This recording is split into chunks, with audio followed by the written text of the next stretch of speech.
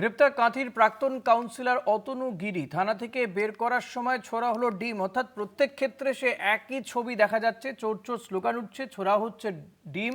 Slogan স্থানীয় মহিলাদের।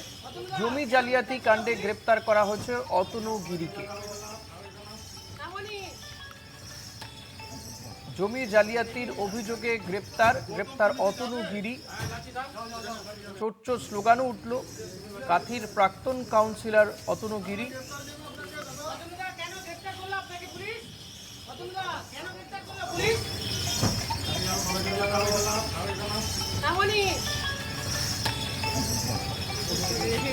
সৌম্যজিৎ চট্টোপাধ্যায় রয়েছেন আমার সঙ্গে টেলিফোনে। সৌম্যজিৎ, আর কি কি অভিযোগ রয়েছে প্রাক্তন এই কাউন্সিলরের বিরুদ্ধে, কাঁথির প্রাক্তন কাউন্সিলরের বিরুদ্ধে?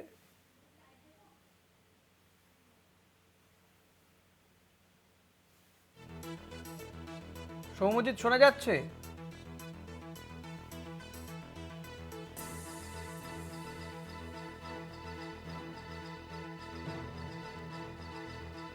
চোর চোর স্লোগান উঠলো, মহিলারা ডিমও ছুড়ল পুলিশের গাড়িতে, যে ছবি আমরা দেখাচ্ছি আপনাদেরকে। জমি জালিয়াতির অভিযোগ সহ একাধিক অভিযোগ রয়েছে তার বিরুদ্ধে। কাঁথির প্রাক্তন কাউন্সিলর, যে ছবি দেখতে পাচ্ছেন, মহিলারা ডিম নিয়ে দাঁড়িয়েই ছিলেন, পুলিশের গাড়িতে ছোড়েন তারা।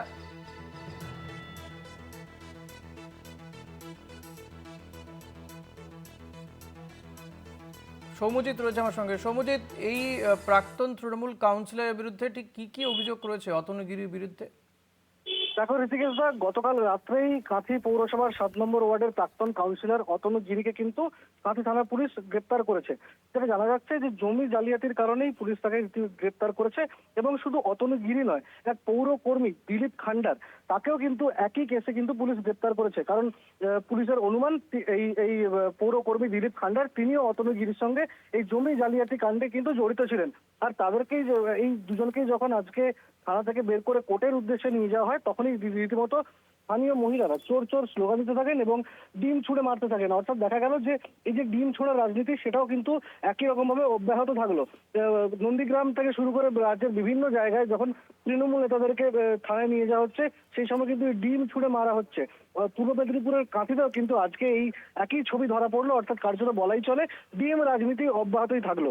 ঋষিকেশ দা, ধন্যবাদ সৌম্যজিৎ। কথা বলছিলাম প্রতিনিধি সৌম্যজিৎ চট্টোপাধ্যায়ের সঙ্গে।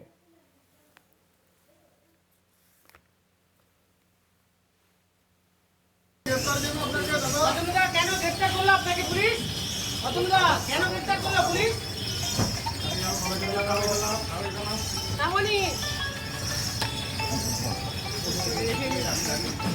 গৌতম, তুমি কি যাবে?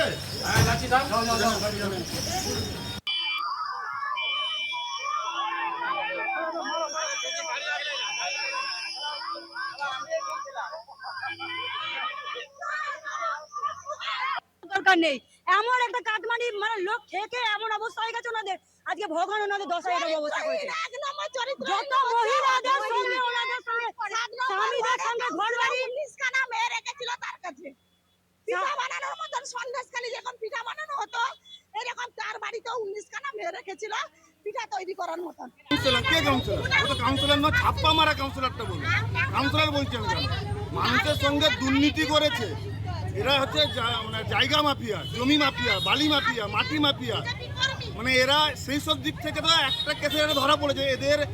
এদের এগেনস্টে অনেক কেস আছে।